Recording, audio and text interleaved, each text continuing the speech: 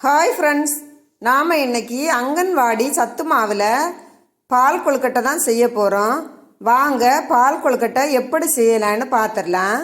அதுக்கு நான் இப்போ ஒரு கடாய் அடுப்பில் வச்சு 2 கப்பு தண்ணி சேர்த்துருக்குறேன். இந்த தண்ணிக்கு கூடவே 2½ கப்பு மாவு சேர்த்துக்கலாம். இதை நல்லாவே கிளறி விட்டுக்கலாம். பாருங்கள், இந்த மாதிரியே கிளறி விட்டுக்கலாம். இது வந்துட்டு நமக்கு சீக்கிரமே ரெடி ஆயிரும், ஒரு 2 நிமிஷத்துலேயே.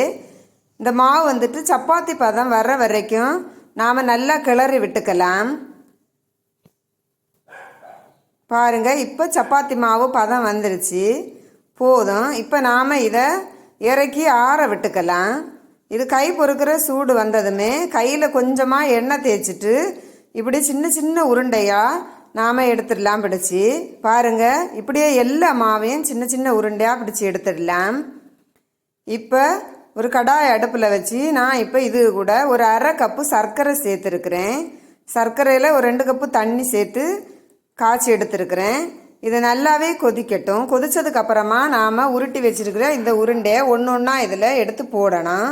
இந்த தண்ணி நல்லா கொதிக்கணும், இல்லாட்ட நாம் இப்படி கிளறும்போது இந்த உருண்டை வந்துட்டு உடஞ்சிடும். அதுக்காக தான். பாருங்கள், இந்த உருண்டை வந்துட்டு சீக்கிரமாகவே வெந்துடும். ஒரு 5 நிமிஷம் போதும், அதுக்குள்ளே நமக்கு ரெடி ஆயிரும். இப்போ இது வந்து ஒரு கட்டி கொடுக்கறதுக்காக நாம் 1 ஸ்பூன் மாவு எடுத்து கொஞ்சமாக தண்ணி விட்டு அந்த மாவை தண்ணியில் கரைச்சி இது கூடவே சேர்த்துக்கலாம். அப்போ தான் இந்த தண்ணி வந்து கொஞ்சம் கட்டியாக இருக்கும்.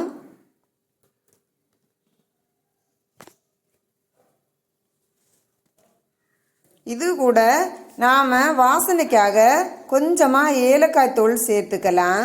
சேர்த்து கிளறி விட்டுக்கலாம். இப்போ கொஞ்சமாக தேங்காய் துருவல் சேர்த்துக்கலாம். பாருங்கள், இந்த மாதிரி மேலே தேங்காய் துருவல் சேர்த்து ஸ்டவ்வை ஆஃப் பண்ணிவிட்டு மூடி போட்டு ஒரு 10 நிமிஷம் ஆற விட்டுக்கலாம். இப்போ இந்த உருண்டைக்கு வந்து கொஞ்சம் ஆறுனதுக்கப்புறமா காய்ச்சி ஆற வச்சிருக்க பால் வந்துட்டு 1 கப் எடுத்து இது கூட சேர்த்துக்கலாம். சேர்த்து நல்லாவே கலந்து விட்டுக்கலாம். ஃப்ரெண்ட்ஸ், உங்களுக்கும் இதே மாதிரி அங்கன்வாடியிலேருந்து சத்து மாவு கிடச்சுன்னா ஒரு முறை இந்த மாதிரி செஞ்சு சாப்பிட்டு பாருங்கள், ரொம்ப டேஸ்டாக இருக்கும்.